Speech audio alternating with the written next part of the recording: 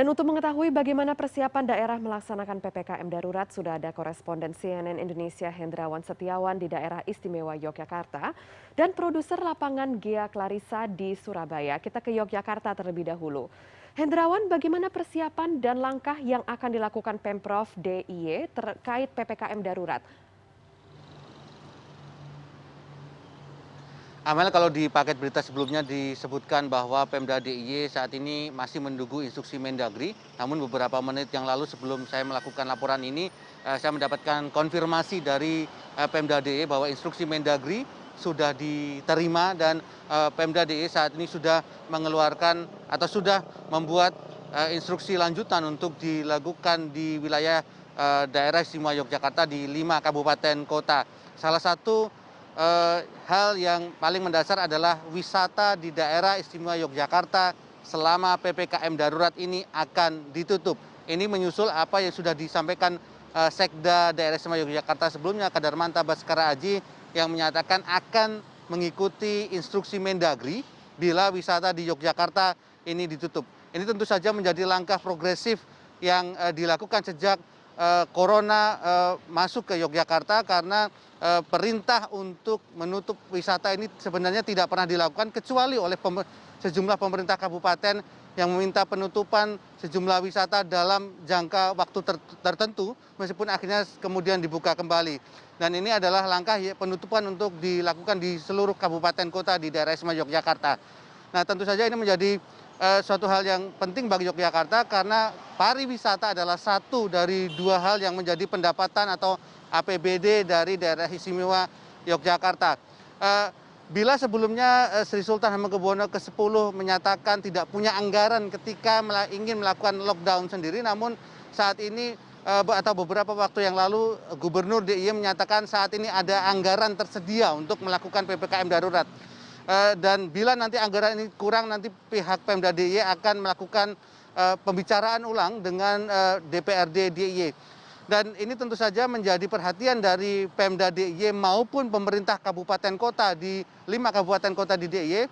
Pasalnya bila kita melihat dari apa yang disampaikan oleh Menko Marves Luhut Binsar Panjaitan, menyatakan bahwa akan ada sanksi bagi kepala daerah baik di tingkat provinsi maupun kabupaten kota yang tidak mengikuti arahan dari pemerintah pusat. Karena kita ketahui meskipun pemerintah pusat mempunyai kebijakan tertentu, namun eksekutornya tentu berada di wilayah kabupaten dan kota. Dan sementara itu bila kita melihat konteks daerah istimewa Yogyakarta sampai hari ini, kemarin adalah angka lagi-lagi adalah angka tertinggi di DIY yang meliputi jumlah konfirmasi positif COVID-19 yang mencapai 895 kasus dan juga kasus meninggal di DIY yaitu 37 kasus.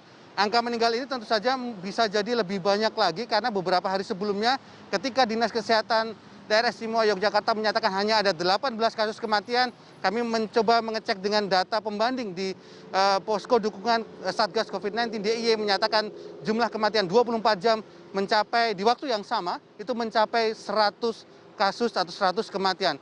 Dan kita tentu ingat bahwa Yogyakarta adalah salah satu dari 2 provinsi terkecil di Indonesia, namun posisinya adalah 5 besar nasional dalam penanganan COVID-19. Bila kita mengingat jumlah konfirmasi positif COVID-19 dan juga meninggal dunia. Amel. Baik, Hendrawan, terima kasih. Dan sekarang kita akan beralih ke Gea di Surabaya. Gea, bagaimana persiapan Provinsi Jawa Timur jelang PPKM darurat di sana? Baik, selamat siang Amel. Sejauh ini pemerintah Provinsi Jawa Timur memang masih menunggu arahan resmi dari pemerintah pusat.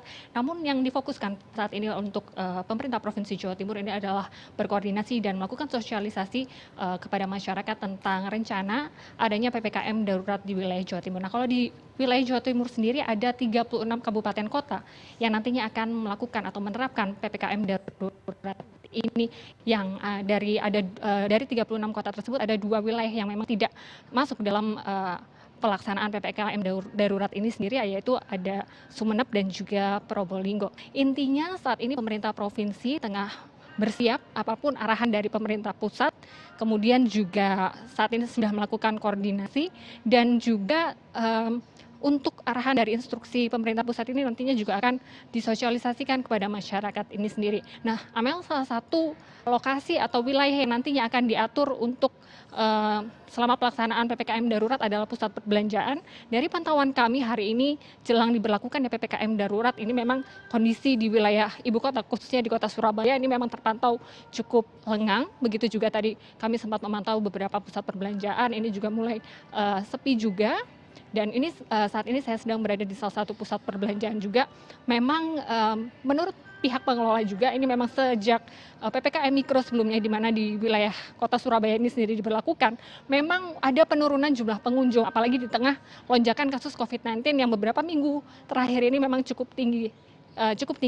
Dan di wilayah Provinsi Jawa Timur ini sendiri memang dengan adanya PPKM darurat ini diharapkan mampu menekan laju penularan atau penyebaran virus corona ini sendiri. Kita melihat bahwa dari kasus kumulatif positif corona di Provinsi Jawa Timur ini memang sangat tinggi dan beberapa pekan terakhir ini sendiri juga mengalami lonjakan yang signifikan. Untuk secara kumulatif ini mencapai 174.000 kasus positif dan untuk penambahan kasus harian ini tertinggi, Amel, dibandingkan dengan beberapa waktu terakhir yang kali ini update terakhir ini bahkan lonjakan kasus mencapai 1.000 lebih kasus harian ini sendiri. Memang 87% diantaranya dinyatakan sembuh, namun lagi-lagi kita melihat masih ada 8.000 lebih pasien yang masih harus dilakukan perawatan. Dengan adanya PPKM darurat ini memang menjadi tugas pemerintah dan masyarakat semuanya tentunya tidak hanya memang secara skema atau secara teknis ini memang belum dijabarkan secara langsung karena memang masih menunggu arahan dari pemerintah pusat. Namun PPKM darurat ini pemerintah Provinsi Jawa Timur juga mempunyai target untuk semakin memperbanyak atau memperketat testing dan juga tracing untuk di wilayah Jawa Timur ini sendiri dan juga untuk proses vaksinasi. Nah, untuk vaksinasi ini Gubernur Jawa Timur juga mentargetkan dalam 1 hari ini nantinya selama PPKM darurat ini ada 100.000 orang yang akan divaksin dalam 1 hari. Kalau kita melihat sendiri sejauh ini juga memang untuk capaian vaksin di wilayah Jawa Timur ini memang masih jauh daripada target. Yang 100% adalah baru tenaga kesehatan saja. Kemudian untuk pelayan publik ini memang sudah 70% lebih.